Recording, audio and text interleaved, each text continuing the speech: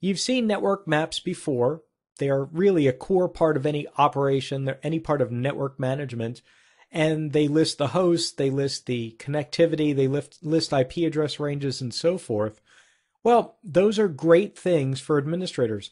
They're also great things for us because when we're looking at a network trying to analyze what to attack and where things are, it helps tremendously to have a catalog and also some idea of the connectivity of the devices on the network. Tons and tons of purposes within our scope for use later on in the attack. So this is the phase really where we're building this out, but you'll see throughout the rest of the videos, I'll use that nefarious network map to actually build further attacks, and I'll refer back to it as a resource for which systems are doing which, what systems are using this IP address range and that IP address range, and so forth.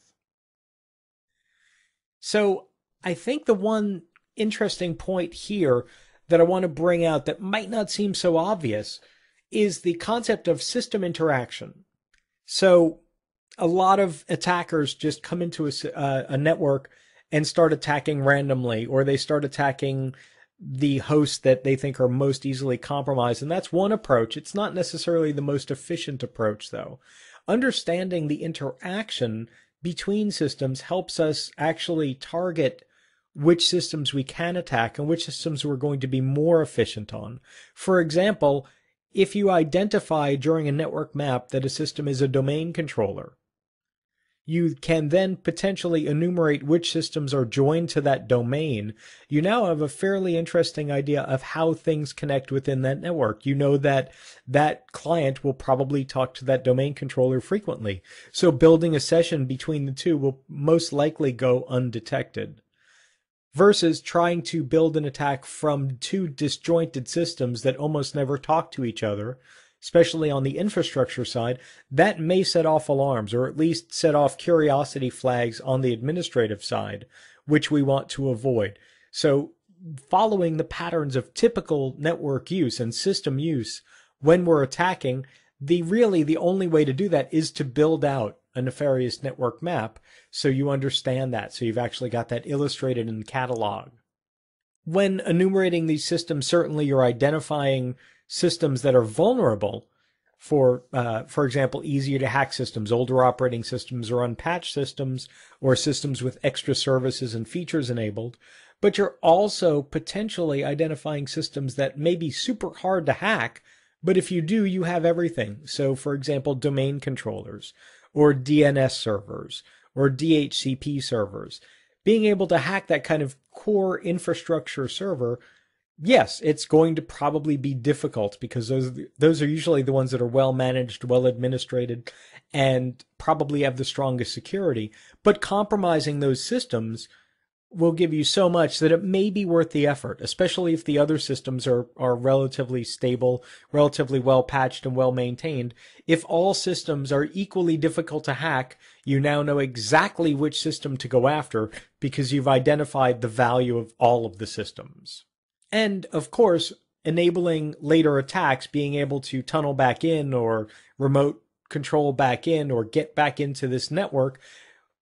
Once you have a nefarious network map, you'll know which servers are things like VPNs and where the firewalls may be or probably are, hopefully without touching them, but start to identify those types of intermediate systems and also build out a good idea of where you want to put backdoors, where you want to install methods for re-entry of this network so that you can make it easier on yourself later.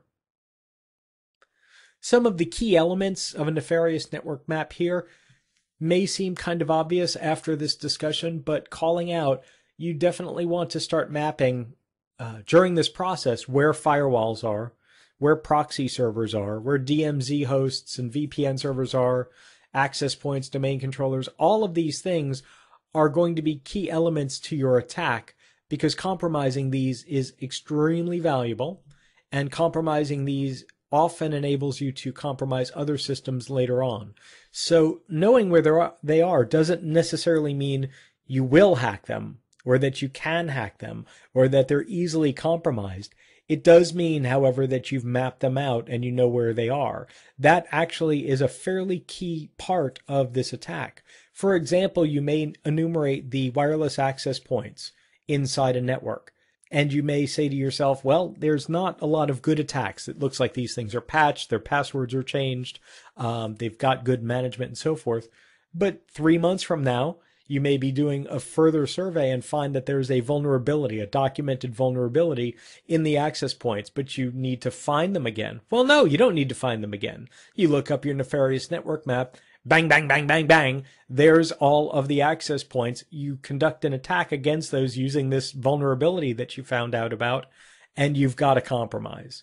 Same thing with domain controllers. It's rare, more rare every year, I think, to find compromises on domain controllers that are domain controller specific. But if there's a potential vulnerability in all Windows systems that include domain controllers, well, these are the ones you're going to want to come after immediately first, even if they had never been hacked before and had never been part of your attack previously. Knowing where they are, they don't move around very often. They're generally speaking not DHCP clients. They're generally not portable machines. So you're probably going to be able to refine them very, very easy. And then bang, bang, bang, bang, bang, you've got your attack in a very, very short amount of time.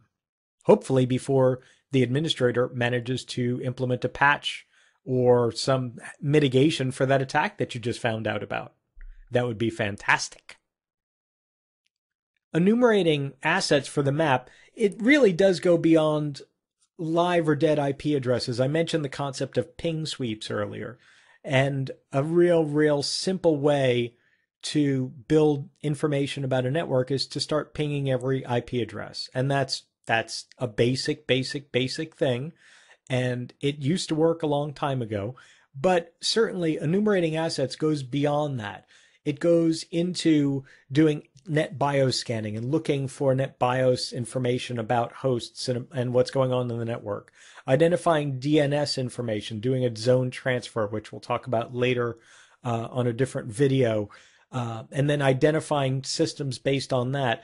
This is a little bit more about doing direct analysis of live hosts on the map, building all this information that is then used to launch later attacks or identify later compromises, potentially.